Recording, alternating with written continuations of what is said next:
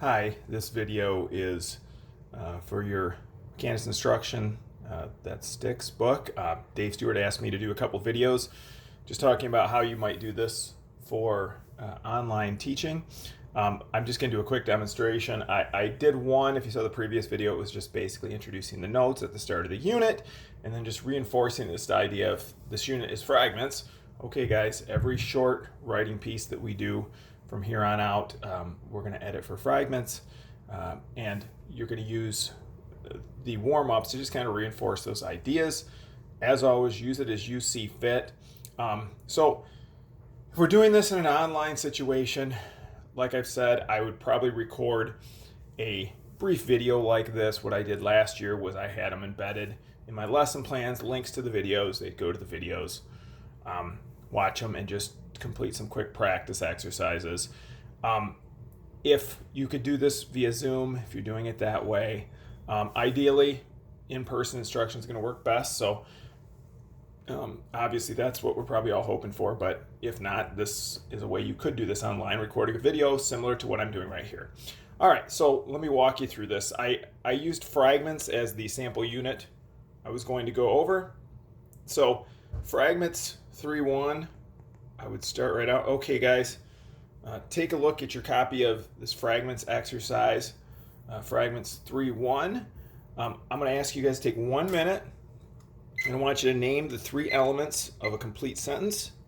Let's just fill them in here. You can abbreviate, you can keep it really short and sweet. If you need to look back, I believe that's page 6 in your student notebook.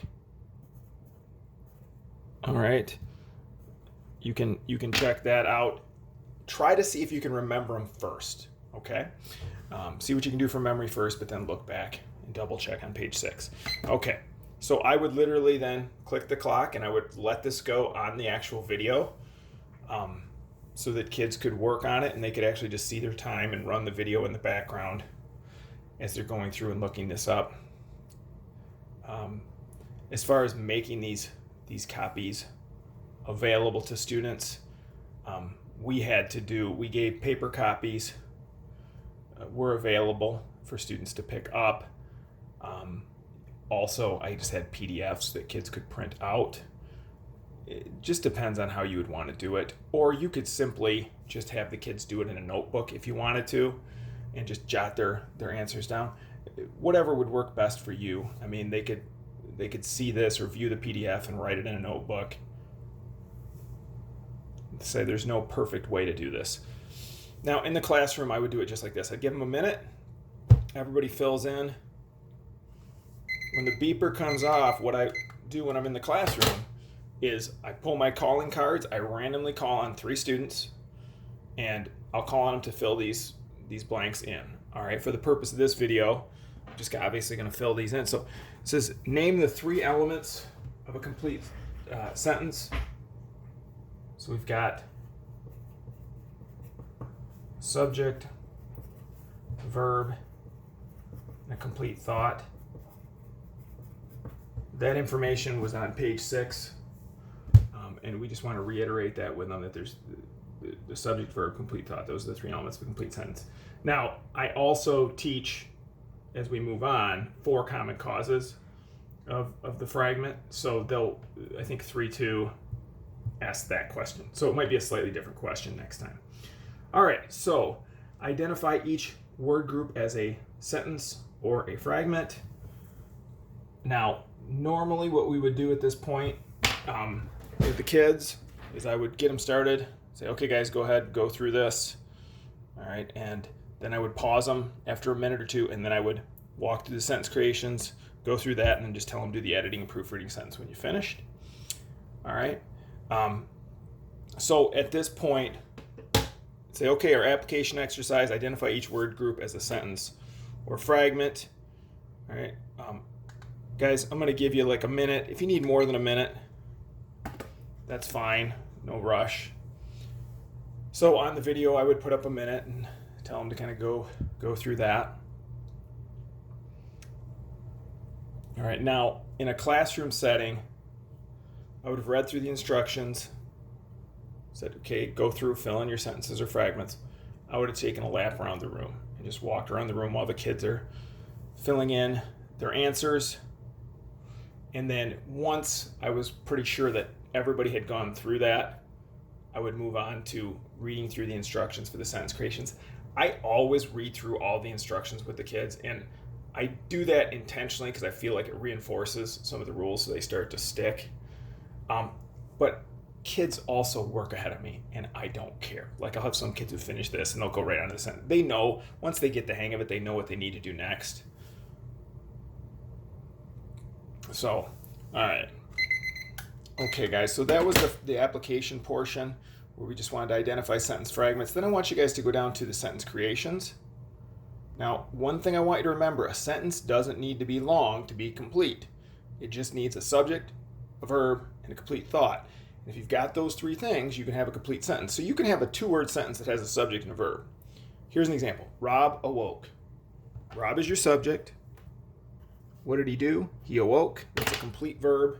It has a complete thought. Rob awoke. So, really easy. Write your own two-word sentence. At this point, I would give the kids just a brief pause time where I'd be completely silent. Kids would be just working. Some kids are going to work ahead. If they're behind, it gives them a chance to get caught up. All right. And then, so that's a really short, simple one, right? For number 7, I want to get across this idea that the subject is not always just one word, or it's not just always a simple noun. Sometimes it's an actual phrase. So sometimes an entire phrase acts as a complete subject. This is called a gerund phrase. You don't need to know that when a phrase acts as a noun. Like, the gerund part's not important, but just know that a phrase can be the subject. So going to the movies on Thanksgiving is a family tradition. So the subject is actually going to the movies on Thanksgiving. That event, the whole event of going to the movies on Thanksgiving, that's the thing that you're doing, right? It's a subject. It's acting as an actual noun. So going to the movies on Thanksgiving can be the subject. Now, the verb in this case is just the linking verb is. Am, is, are, was, were are the most common just linking verbs. So going to the movies is a family tradition. Then the family tradition is just the predicate nominative that describes the going to the movies on Thanksgiving. All right. So all I want you guys to do, make a phrase your subject. Like, think of something you do and put it as an ing phrase, and then put in your verb, complete the sentence. Okay. All right, so at this point, I would pause. I would give the kids a minute, and I would walk around the classroom. And as I'm walking around the classroom, once we get into it, I know which kids I need to go to right away. We're going to struggle, but I'm answering questions. And I'm always, okay, if you need any help, raise your hand. But I'm just going through the classroom. If I notice any mistakes, I'll try to stop the kid right there and explain what they're doing wrong, just to catch them in mid-act. I feel like that's the best way to actually get across your point. Now, as far as online learning, I would just go through and explain it, let them go. And then finally, when you get caught up on the sentence creations, guys, the last thing is just an editing and proofreading practice. And this is just kind of a catch-all. Rewrite the following fragment as a complete sentence. Fix any other errors. So you've got this. It's a beautiful day for outdoor activities, such as canoeing, hiking, or to swim. I just want you to edit anything that sounds weird, any errors you notice. See if you can. You don't have to rewrite the whole sentence. Just edit it. Okay? All right. At this point, I would probably tell the kids, okay, let's finish up the next minute or two, walking around the room if we're in-person instruction. For online instruction, you can leave a little bit of time set into the video if you want, however you want to do it. All right, some people might just say, hey, pause right here, do it, and then you can unpause. That's perfectly acceptable too. When I've done the videos, I've just recorded it with kind of downtime built into it, just so they can just keep it going in the background as they work. Okay? Okay, guys, what I would do if I'm in person, I'd say at this point, I want you to take 1 minute with your elbow partners, your next door neighbors. I want you to check any of these answers you're not sure about. All right? I want you to look over each other's sentence creations, and then you can compare what you got for the editing and proofreading. All right. I would literally put up a minute on there, or sometimes 2 minutes. Let it run down while the kids compared answers if I'm doing this in classroom. Obviously, this step, when you're doing the online instruction, I would just record the video. They're not going to be able to necessarily check with a friend unless you were doing a Zoom meeting and you had the ability to switch them over. Be a little more complicated, but you could do that. Okay. And then the key part is going over the answers. And when you do this in person, whenever you're going through the answers, you have to call on kids randomly. Absolutely have to have calling cards where you're calling on them randomly. And you try to do it quick. For the purpose of doing this online, I'm just going to answer and walk through the answers with the kids. All right. His eyes glistening with fresh tears. You see this word glistening? That's just an ing form of the verb. It's not a complete verb. So that's going to be a fragment. His eyes glistening with fresh tears is just a phrase. Now, if I said his eyes were glistening with fresh tears, that'd be perfectly fine. But if you leave the ing portion of the verb by itself, that's a fragment. His eyes glistened with fresh tears. Now, that's just the past tense of glisten. So that is appropriate verb. So that's a sentence. All right. Although I would never admit that my brother actually had a point, right, the thought, if you listen to that, the thought is not complete. All right, it also starts with the word although, which is an awubis, so this is a dependent clause left alone, but that's a fragment. Which is the reason why my father no longer hunts. Don't start a sentence with which. This creates a relative clause all by itself. That's a fragment. Rob slept. Subject, verb, complete thought. That's a sentence. So a sentence doesn't have to be long in order to be a sentence. All right, when you go over sentence creations, when I do these in person, it's kind of fun. You call on kids randomly. You call on a couple kids. They give you their number 6, their subject, verb, sentence. And you call on a couple kids, do their phrase, verb, sentence. And, I always tell kids you can be funny, but you can't be mean. You can't name your classmates and say anything mean. But Rob awoke. For the purposes of this one, I might just say, hey, anarchy reigned. My subject was anarchy. Reigned was the verb, which means it ruled over. Nice, short, impactful sentence. If I want to do the subject as a phrase, verb, sentence, I'm going to pick an activity that I want to put in a phrase form, and then I'm going to attach a verb to it. So I might say, golfing with my college roommates is an annual event. So golfing with my college roommates becomes the subject, is becomes the verb. I would just demonstrate it for him on the video. All right, finally, when you go through the editing and proofreading one, all right, usually when I'm in the class, I'll just call on kids by calling cards, and I'll say, hey, give me one error you found. Give me one error, until we kind of find the errors. That usually works out. For the purposes of this, I'm just going to go through and go over it on the video with them. All right. So it's a beautiful day for outdoor activities, such as canoeing, hiking, or to swim.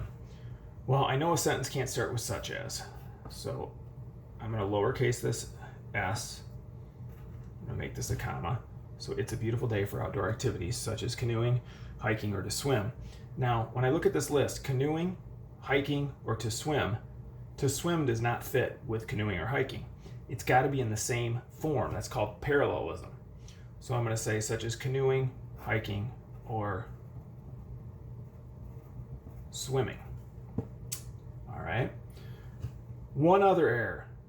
It's a beautiful day. Well, when you say it's a beautiful day, what I'm really saying is it is a beautiful day. So if I want to use that contraction of it is, I have to do it apostrophe s.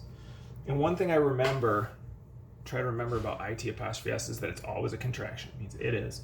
It's, its, that's a possessive pronoun, like the car lost its wheel.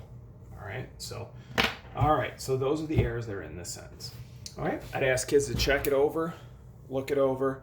assessing it as far as an online assignment is going to be tough. I don't know how you would do it if you're collecting notes or you have them actually fill this out and turn it in at the end of the week. If you do a weekly work packet, however that might work, it's going to have to fit into whatever your classroom plan is. But this video, doing something like that, this is what I would plan on doing with my freshman students.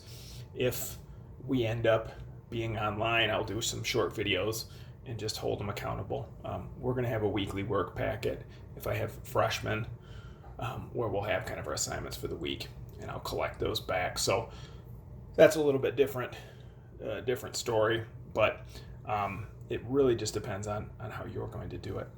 All right, I hope this is helpful to you. Thank you very much.